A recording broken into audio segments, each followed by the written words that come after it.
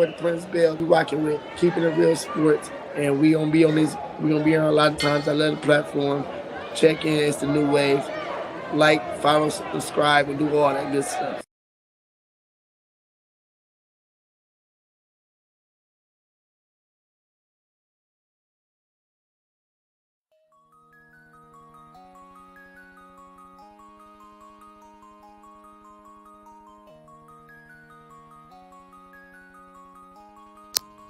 Hey, Taylor Rapp here from the LA Rams.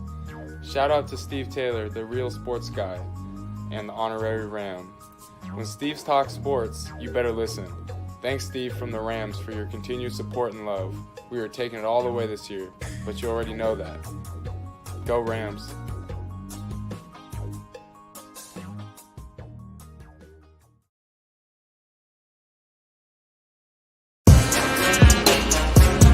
Come on. I told you I got you. Wanna talk about the game, he can talk about it. Tennis, match, golf, he can talk about it. Don't matter what it is, he can talk about it. Any sport dude, he know about it. Say your boy bum, don't doubt it. If he tell you that it is what it is. The real sports guy in the Sandman. Talk show game in the bag, man. Rep, gon' have to throw the flag, man. Steve Taylor, Andy Sands. It's over, OVA. Game over, they don't play. From the fourth quarter to the ninth inning. NASCAR wheels keep spinning. To the 18th hole, he's still in control. Guy on the go. Coach never missing the play, cause he know the deal. This keeping it real. Sports. Come on. Keeping it real. Yeah. Let's go.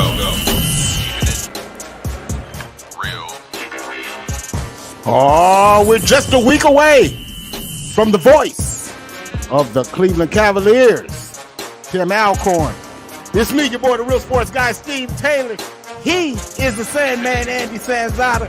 We got another big show planned for you today, the NFL. We're going to break that down. We're going to look back at the week ahead, last week, and look at the week ahead. We're going to give you our top 10, of course, and quick hitters, and by the way, we've got some special stuff, man. Andy, how the hell you doing, man? Welcome back. I'm doing great, Steve. Thanks to Marty for filling in last week. Patty and I were able to go down to the Buckeyes game and have a great time for our anniversary.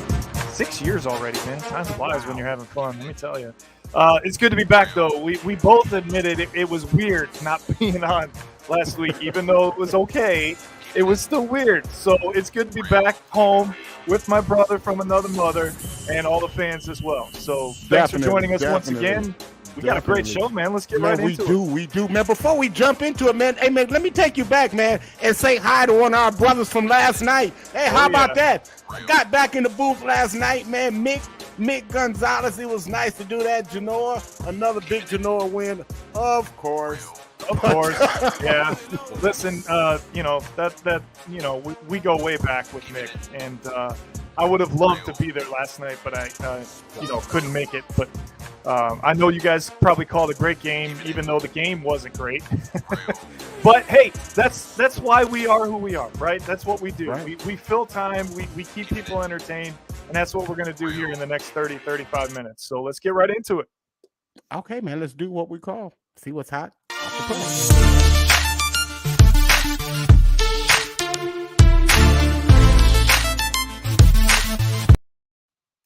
Steve, we got to talk about this, man. I mean, this is the talk of professional sports and the NFL.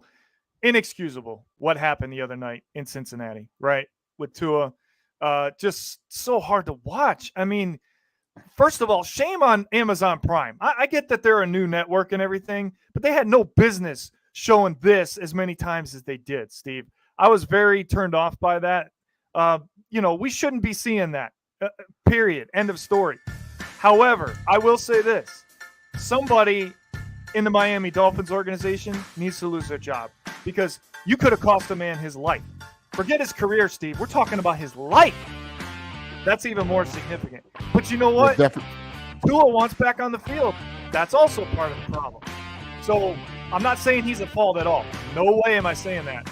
But somebody needed to get in front of him and say, no, player, you got to go back to the bench. You're not ready to get on the field again. Yeah, man, it was definitely a disturbing scene, man. I definitely turned my head away from it a couple of times. What was more disturbing to me than anything was going back to Sunday when Tua actually fell twice in this Buffalo game because of this hit that we're looking at now. Man, it's definitely an investigation. This investigation is long going. It's going to be a while before it comes out, but man, it's not a good look, man. It's really not a good look. And the thing that I'm irritated by even more is that Mike McDaniel, who's a rookie head coach, continues to be adamant that they handled this correctly. No, not a good look. Let's get into quick hitters.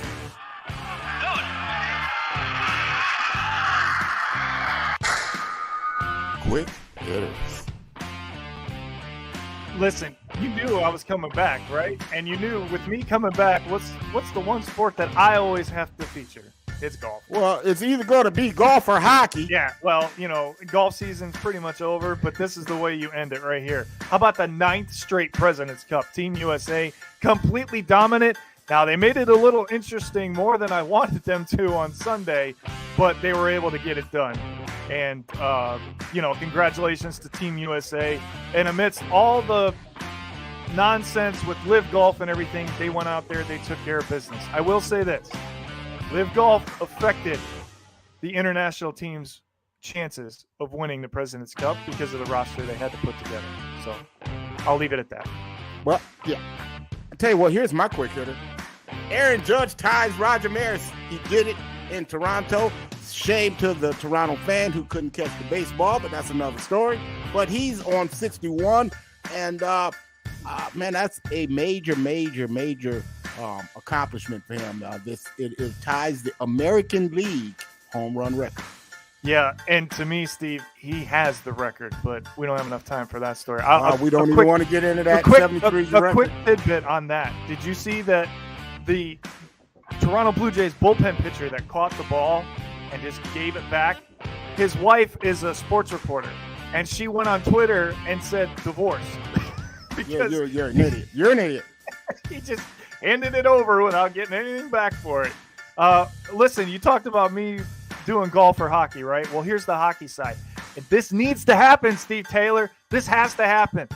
Do it, Anson Carter. Rumors are he's looking for investors to bring back the Thrashers to your hometown of Atlanta, Georgia. I love every minute of this. We had an expansion team in Seattle last year. A few years ago, we had Vegas. Let's keep growing it. Atlanta could be a hockey town once again, Steve. Hey, you got to be excited about this, too. That'd be a good look. I tell you what's not a good look is Arizona State. They fired Herm Edwards, but here's what's disturbing to me. The information that's coming out behind Edwards' firing, that ASU staffers leaked information to opponents to help expedite Herm Edwards getting fired. I mean, man, that is rotten. And you know what? Arizona State, you get just what you get. I mean, the quarterback transferred to LSU, so that should tell you everything you need to know right there. Yeah. All right, that'll do it for Quick Hitter, Steve, but we're not done yet.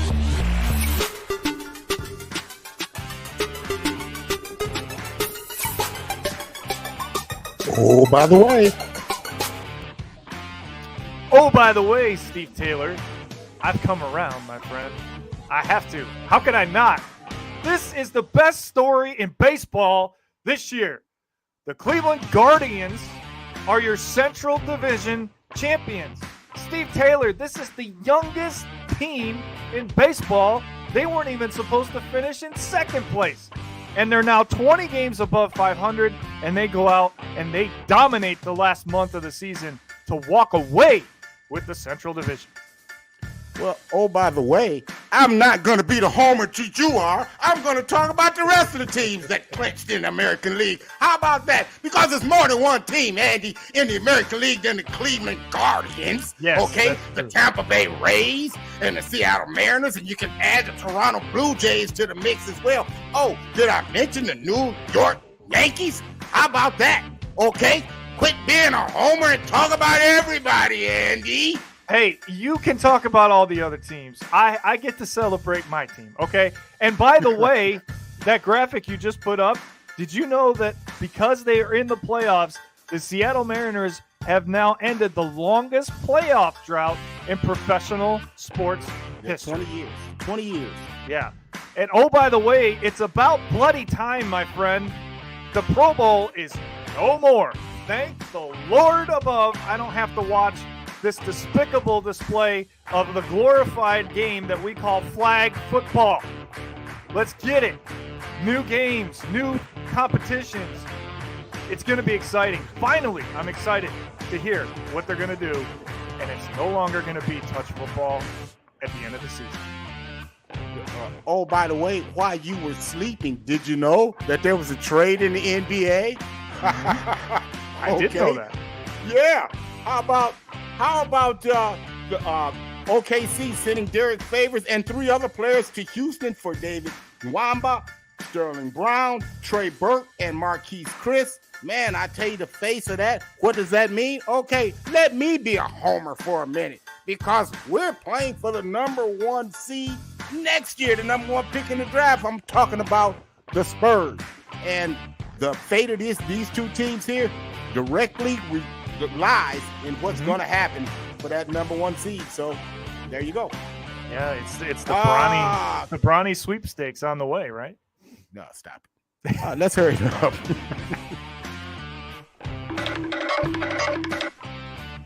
Hurry up.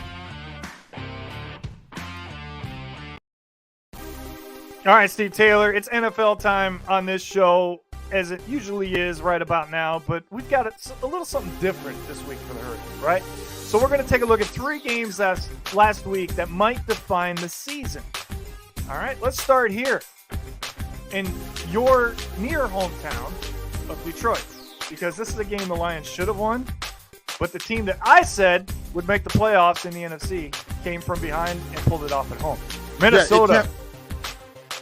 It was a great comeback. You see the touchdown to win the game, but it comes back to Dan Campbell's decision to kick a 59-yard field goal instead of going for it on 4th down. I mean, come on, Dan Campbell. You yourself said you were going to sludge the hammer. You yourself said you were going to drive the nail, and he backed it up afterwards. Okay, after the fact, come on, Dan Campbell. Lions, you should have won that game. They should have won that game. Man, is there anybody more entertaining on the sideline than Dan Campbell? Love it. Love it. Gotta love it. This is what I'm not loving, because you and I were very high on the Raiders in our preseason picks. What the hell's going on in Vegas right now, Steve? Yeah. Well, you know what? It's the inability of Josh McDaniels to control an entire game. You know, yeah, you can call a few plays. Damn, so can I. What difference does it make when you got some of the best players in the world on your team, but the inability to make the big play when they need to? The Raiders have come up short time and time again. I mean, is this a theme? I'm starting to think so. I honestly don't know why they didn't keep their interim head coach that got them to the playoffs.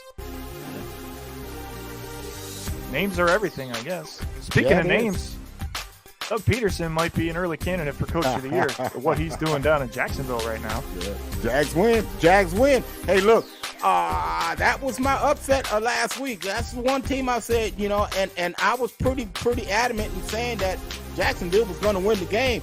I didn't think that they were going to win it by that much, but the Jacksonville Jaguars has to be our team of the week, Andy. You got to give it to them. Absolutely. I couldn't agree more. And, you know, we're going to do in a couple of weeks, folks, when we get closer to the midpoint of the season, we're going to do where we were right and where we were wrong. And maybe the Jacksonville Jaguars factor into that segment somehow. Stay tuned. Coming. You know what else is coming? It's time for some storylines. Yeah, let's do it.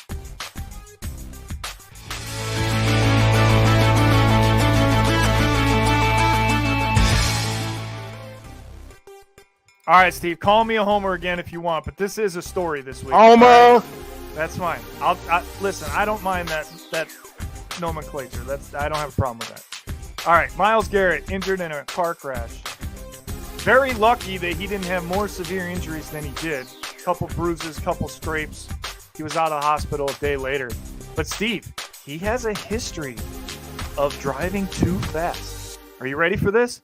Back in 2019, back-to-back nights, he was pulled over in Medina County, which is where he lives, for doing 99 and a 70, and the very next day, 120 and a 70. And you know what he said last night? He finally admitted, I got to slow down.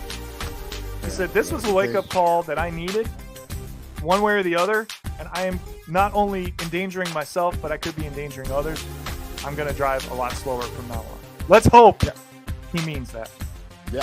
Well, Myles Garrett is injured, so I'm not gonna be the homer that you are, and I'm gonna talk about some other injuries that are in the NFL that players are not gonna go. How about this one? The quarterbacks in New England and in the Saints.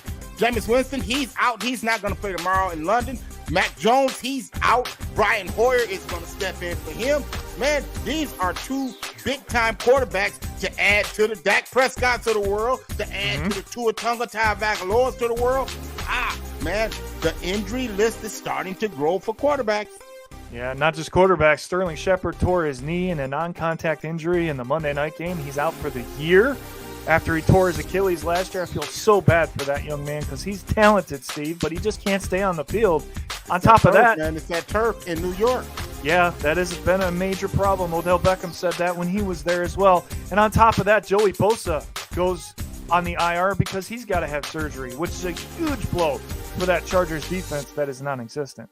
All right, another storyline this week. Our thoughts and prayers are with everybody down in Florida right now, but somehow it avoided Tampa Bay, right? So the Chiefs and Bucks are going to play in Tampa on Sunday night, despite Hurricane Ian making its way up through the coast. Your thoughts on this decision by the NFL? Was it the right one, or should they have moved the game? Well, you're going to move it to, They talked about Minnesota because it would have been a neutral site. If it's not a washout, I get it. I tell you that, hey man, look here. The biggest storyline to me this week has got to be the development and what's going on in San Francisco. We've been talking about this for weeks now. Andy, this is starting to rear its ugly head. Yeah.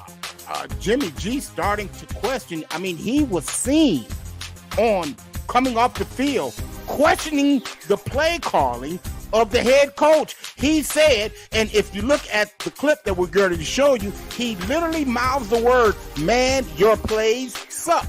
I'm just saying.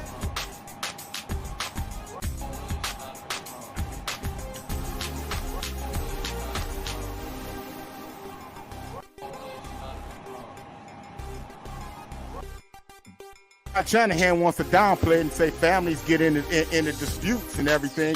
But Andy, is this starting to become a problem? Because the 49ers didn't even give him a damn playbook to 2 weeks ago.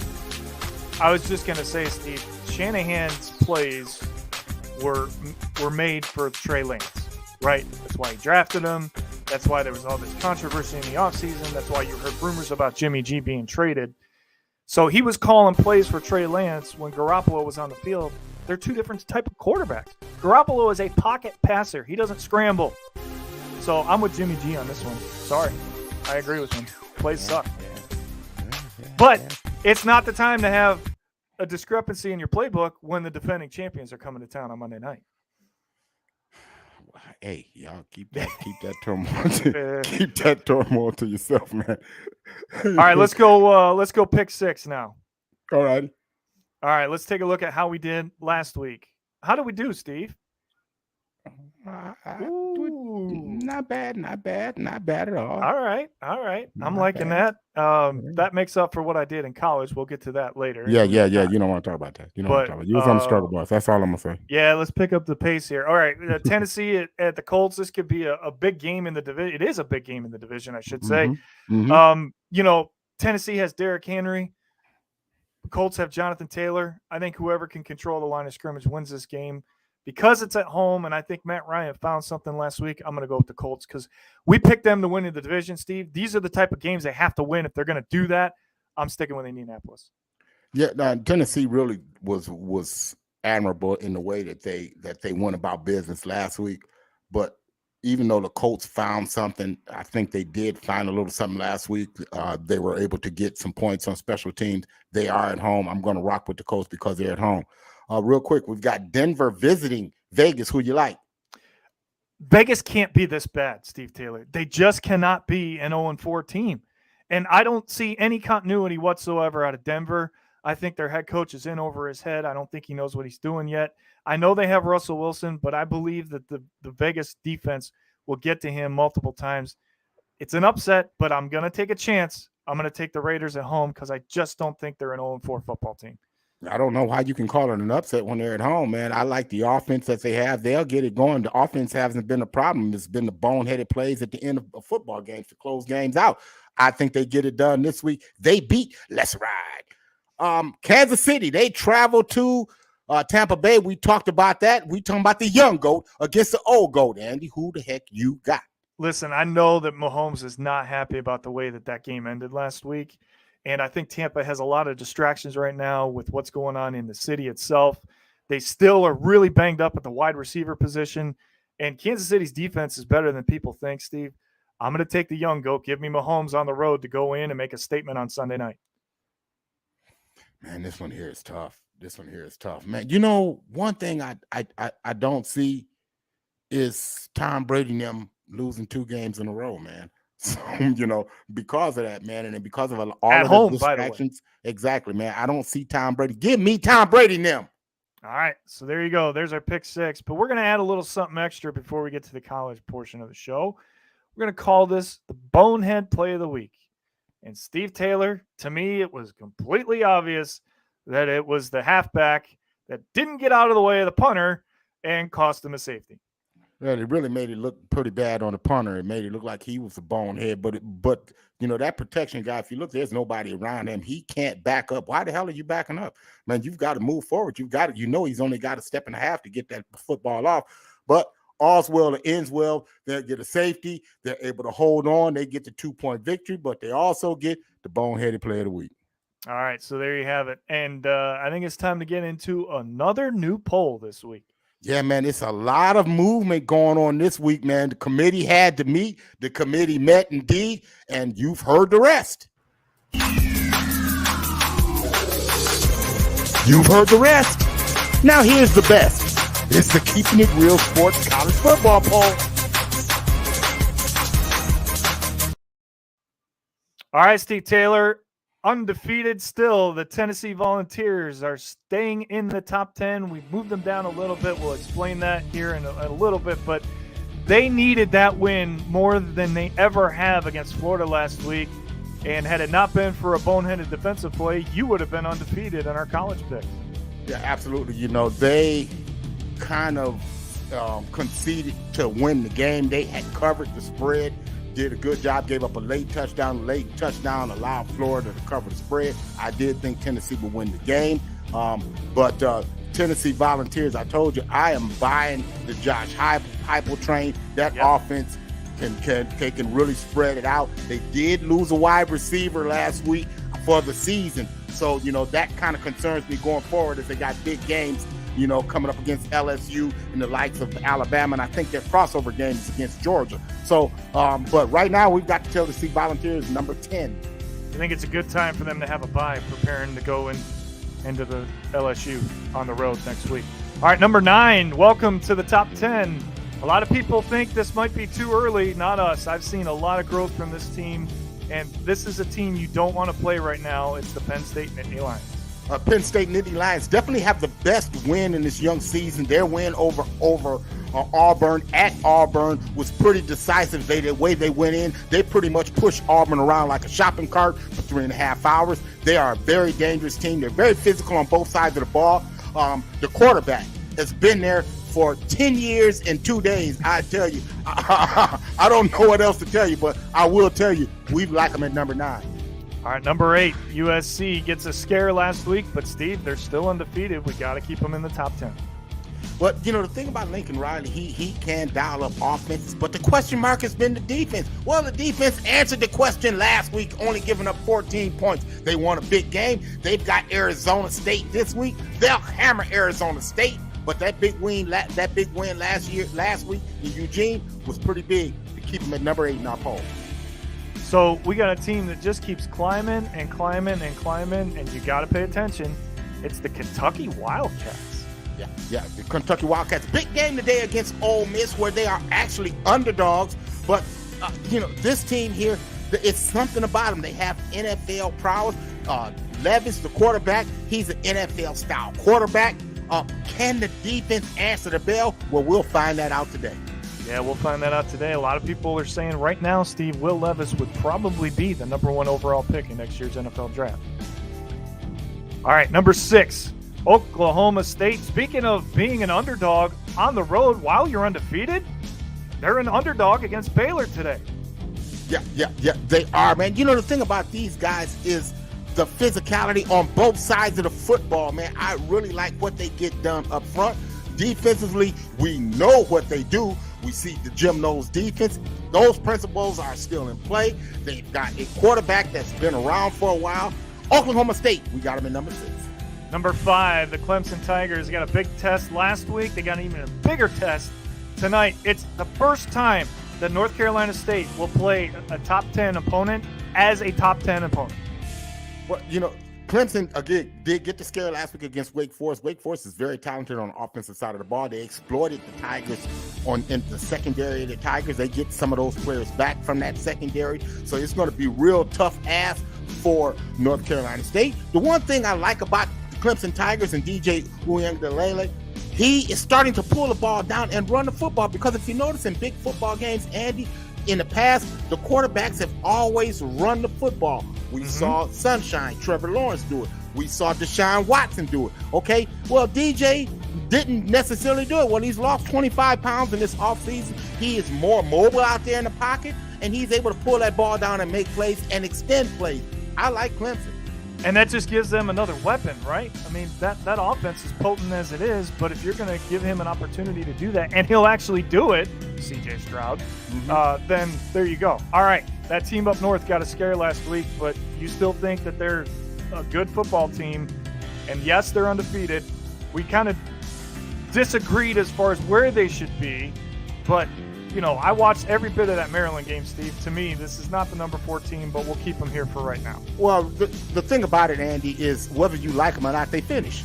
And they're very physical, man, on both fronts, especially on the offensive side of the ball. They can push you around, and that's exactly what they did to Maryland. Maryland came back and made the game interesting late as far as the score, but it was no doubt about who was winning that football game last week. It was the Michigan Wolverines. Now, they are going to be up against a stout defense in Iowa. Iowa can't cross a goal line if you spot them a touchdown, they ain't going to cross the goal line, but defensively, they'll get after you. So it's going to be interesting to see what happens when force meets force. Yeah, I'm excited, and Fox is there for a big noon kickoff today, so they see that game the way we do as well. All right, number 3, it's the Alabama Crimson Tide. They took care of business against Vanderbilt. Got a big test today on the road against KJ Jefferson and the Razorbacks. And see, KJ Jefferson and Arkansas Razorbacks, man, was just a play away. KJ Jefferson was trying to extend, get the ball into the end zone. He had the ball knocked away from him, and they pick up the ball, run back for a touchdown. That changed the entire game last week. Man, will that carry over? If Arkansas can tackle today, they're going to be in good shape to be able to pull a big upset. I saw what I believe could be the number 1 team last week, but we don't have them at number 1 because of what happened in the second half, Steve. They kind of got a little too comfortable with a big lead against a conference opponent, and I thought C.J. Stroud made a few throws that he might want to take back when he looks at the film. However, I would not want to play Ohio State right now. Oh, man. Okay, so you're being a little bit, picky. So they won the game 52-21. What, should they have won the game 62-21? I'm just saying, I saw what I saw, and I know what I saw. And I saw a very talented football team last year, very deserving of being number 2. They got number 1 votes this week. And the only reason that we didn't make them number 1 is because the Georgia Bulldogs man, they are just that. They are a bunch of dogs. And I mean, DAWG. These dudes get after you, man. They really, really know how to stress defenses. And then defensively, they compress the field really nice and they run sideline to sideline better than any team in the country. All right, so there you have it. Our top 10 poll for week number 4 in college football. Let's do Yeah, some man. head-to-head, Yeah, I like it. I kind of like it this week, Andy. I like that. Yeah. Well, you know what I'd like to do this week? Get some What's damn that? picks right. So let's go to head. Ladies and gentlemen, are you ready?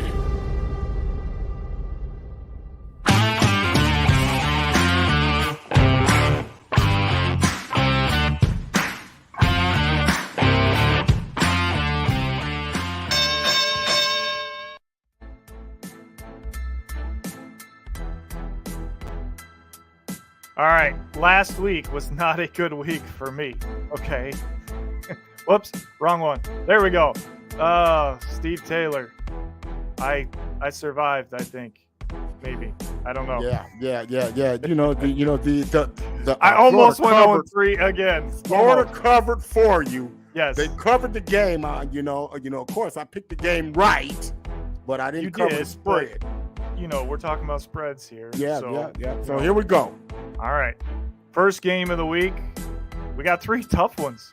Yeah. I've got some numbers for you this week, though. You ready? Yeah. Kentucky is 15-5-2 against the spread against AP-ranked teams since the start of 2015. 15 of Kentucky's 20 road games have gone under the total since the start of 2018. This is the largest favorite Ole Miss has been against an AP top 10 team since 1978. Ole Miss is 0-3 against the spread as a favorite against AP top teams since 1978. Steve Taylor, this is going to be too close of a game. This was the easiest pick of the week. Give me Kentucky to cover that 6 points. Yeah, Ole Miss with the dual threat quarterback Jackson Dart last week he threw for 154 yards, 2 touchdowns, but he also rushed for 116 yards. So you really got to watch him. He has the ability to pull the ball down, extend plays, and make plays. Will Levis last week 18-26, 303 touchdowns, 303 yards, 4 tubs on the day. Man, for me, I'm taking the points, man, because I don't trust Ole Miss. Yeah, I'm right there with you. All right. Next game, another big one in the ACC. Last year, North Carolina State won at home in double overtime. This year, they're on the road. All right, you ready for these numbers? Clemson is 19-7-1 against the spread. Excuse me. Against top 10 teams under Dabo Swinney. They're 9-2 against the spread against top 10 ACC teams with Dabo Swinney. NC State is 4-12 in road games since the start of 2019 against the spread. They're 0-3 straight up and 2-1 against the spread on the road. Steve Taylor, Clemson was missing 3 key defensive backs last week. They are back this week. They're at home. They have revenge on their mind because NC State kept them out of the playoffs last year. I'm trusting Dabo and DJ. Give me Clemson to cover. Well, NC State is very sound, and they are ranked in the top 20 in the country. We just don't have them in our top 10, but they have votes. They did win last year in 2 overtimes over Clemson. 6 points is a big spread, man, to give North Carolina State. I thought about it for a moment, but, man, I like what Clemson does, man, the ability to make plays down the field. Give me Clemson, and I'm going to give up the points. Okay. All right. So Clemson to cover. I was surprised by that one. I thought you'd take NC State. Our last game of the pick'ems of the head-to-head is going to be Oklahoma State, a dog on the road against Baylor. Even though they're undefeated, Steve Taylor, Oklahoma State is 5-0 against the spread on the road since the start of last season. One of 3 teams with an undefeated against the spread record since the start of last season, with minimum of 2 road games. Oklahoma State is 10-2 against the spread as an underdog since the start of 2018. But Baylor is 3-0 against top 10 teams since the start of last season, and they're 6-1 against the spread at home as a favorite. I'm going to take the Bears, Steve. We have them in our playoff. They're going to have to win this game for them to have a chance of getting there still. So give me Baylor at home. I think that crowd in Waco is going to scare Oklahoma State. Spencer Sanders is going to make a turnover he's not supposed to because that's what he's notorious for throughout his career. Baylor to win straight up. Well, the last time Spencer Sanders saw the Baylor Bears were able to win that game. That was the Big 12 championship last year. However, Spencer Sanders is the man now. He's not going to enter the game as the second string quarterback. He's seen those bright lights. Oklahoma State leads the series 22-19 overall. Not so fast, my friend. I like Oklahoma State. You're going to give me 2.5? I'm going to take those 2.5 and give me them Cowboys, man. I like the Cowboys. I think that's the only time I've heard that sentence come out of your mouth. I like the Cowboys. I like those Cowboys. Those Cowboys. Let's clarify that, right? Okay. All right. Hey, Steve, did you see that dude last week? Oh, my. No. Them dudes. Because, like, the Middle Tennessee State Blue Raiders went into Miami, and just in case you missed it, people, they dropped a 40 burger on them. 45 on the Miami Hurricanes in Miami before Hurricane Ian got there. Okay, I'm telling you, man, these dudes here, they showed up, they showed out. That dude's Andy, give them the sticker. All right, and then I think they got a little too confident because they lost to UTSA. Well, you know, that's what happens, man. You know, everything was all good on campus, you know. Hey, you know what's was all good. You know what's all good? We got the voice of the Cleveland Cavaliers on our show next Saturday. I cannot wait to talk to Tim. I've known Tim for over 20 years. He's an awesome broadcaster. Steve Taylor, you have Tim Alcorn to thank for me being on the air. He got me started. He showed me the ropes. I owe Tim a lot, and he's gracious enough to come on our show. We feel very blessed and lucky to get this experience. You're going to want to tune in, folks. He's going to give us everything that you think you know, but you may not know about those Cleveland Cavaliers. And guess what, my friend? Next week, it's okay to be a homer. Yeah, okay. We'll give you that next week. Homer. Yeah, all right. God, You 53 of them in, Andy. Yeah, you 53 missed me, of them you know in. it last week. So. Yeah, maybe. right. I won't tell you. Yeah, yes, you will. Everybody else will tell you. Everybody else will tell you. All right, man. Hey, look, man. It's been fun, but we got to run, man. Until next time, we wish you love. And peace. Deuces.